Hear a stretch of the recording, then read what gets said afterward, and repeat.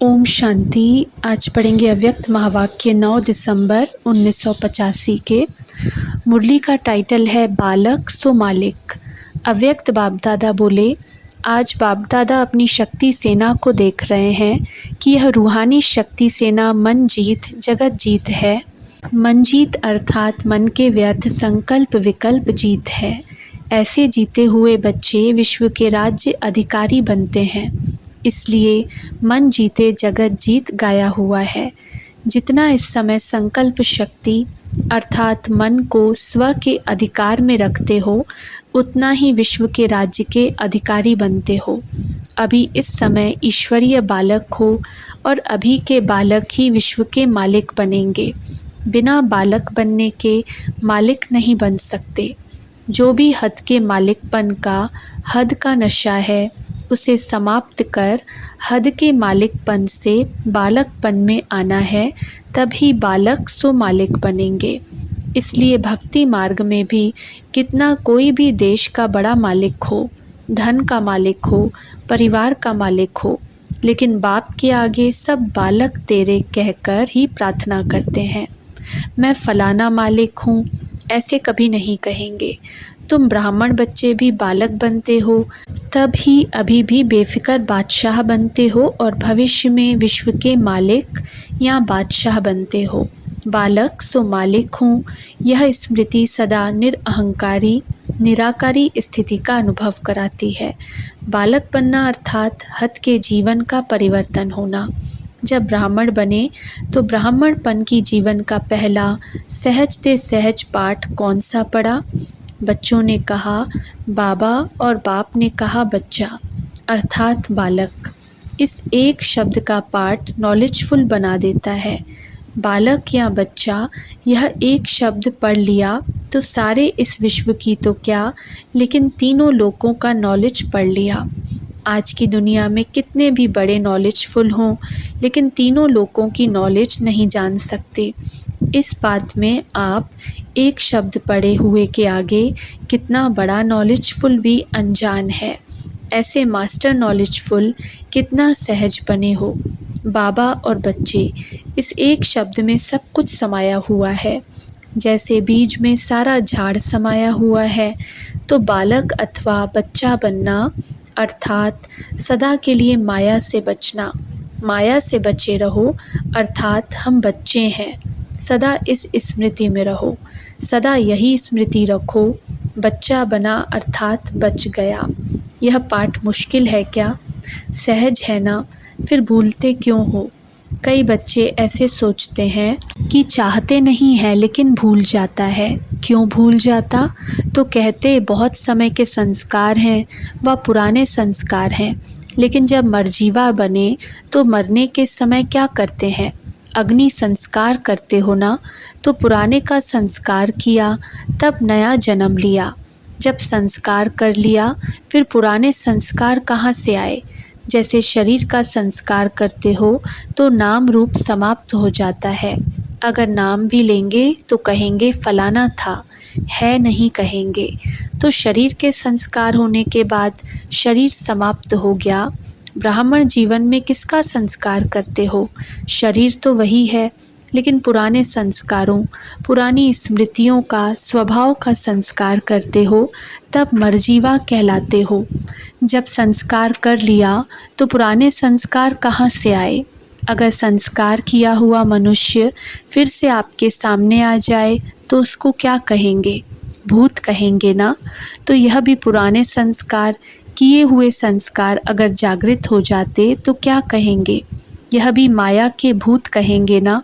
भूतों को भगाया जाता है ना, वर्णन भी नहीं किया जाता है।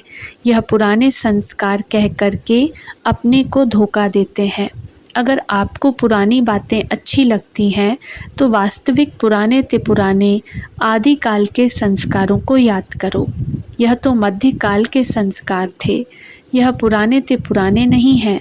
मध्य को बीच कहते हैं, तो मध्यकाल अर्थात बीच को याद करना अर्थात बीच भंवर में परेशान होना है। इसलिए कभी भी ऐसी कमज़ोरी की बातें नहीं सोचो। सदा यही दो शब्द याद रखो, बालक सो मालिक। बालकपन ही मालिकपन स्वतः ही स्मृति में लाता है। बालक बनना नहीं आता, बालक बनो अर्थात सभी बोझ से हल्के बनो। कभी तेरा कभी मेरा यही मुश्किल बना देता है। जब कोई मुश्किल अनुभव करते हो तब तो कहते हो तेरा काम तुम जानो, और जब सहज होता है तो मेरा कहते हो। मेरापन समाप्त होना अर्थात बालक सो मालिक बनना। बाप तो कहते हैं बैगर बनो। यह शरीर रूपी घर भी तेरा नहीं, यह लोन मिला हुआ है। सिर्फ ईश्वरीय सेवा के लिए बाबा ने लोन दे करके ट्रस्टी बनाया है। यह ईश्वरीय अमानत है। आपने तो सब कुछ तेरा कह करके बाप को दे दिया। यह वायदा किया ना वह भूल गए हो। वायदा किया है या आधा तेरा आधा मेरा। अगर तेरा कहा हुआ मेरा समझ कार्य में लगाते हो तो क्या होगा?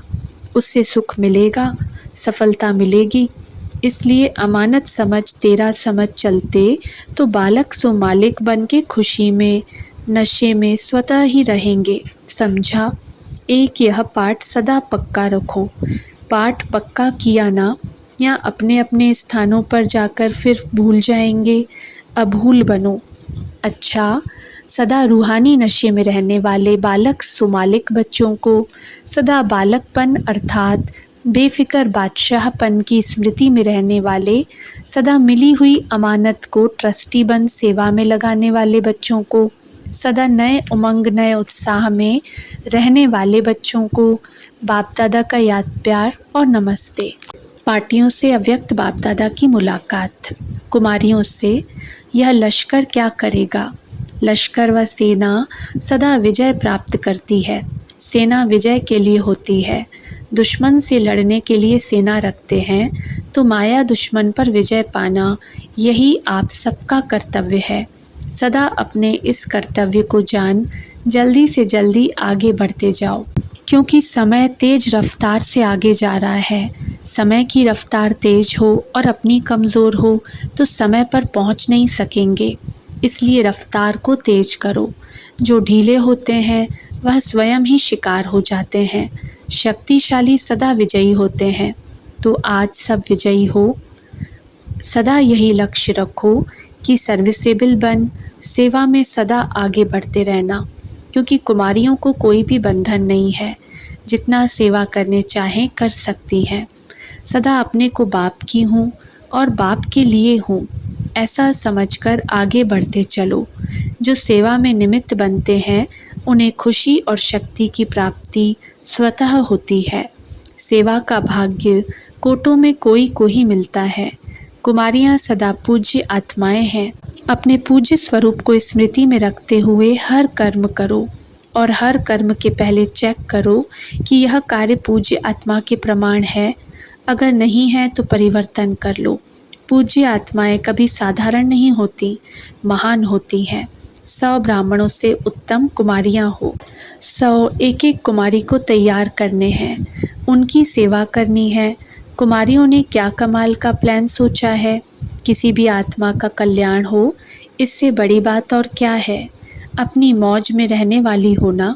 कभी ज्ञान के मौज में, कभी याद की मौज में, कभी प्रेम की मौज में। मौजें ही मौजें हैं। संगम युग है ही मौजों का युग। अच्छा, कुमारियों के ऊपर बाप दादा की सदा ही नज़र रहती है।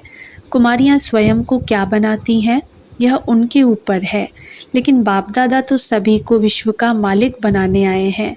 सदा विश्व के मालिकपन की खुशी और नशा रहे। सदा अथक सेवा में आगे बढ़ते रहो। अच्छा, ओम शांति।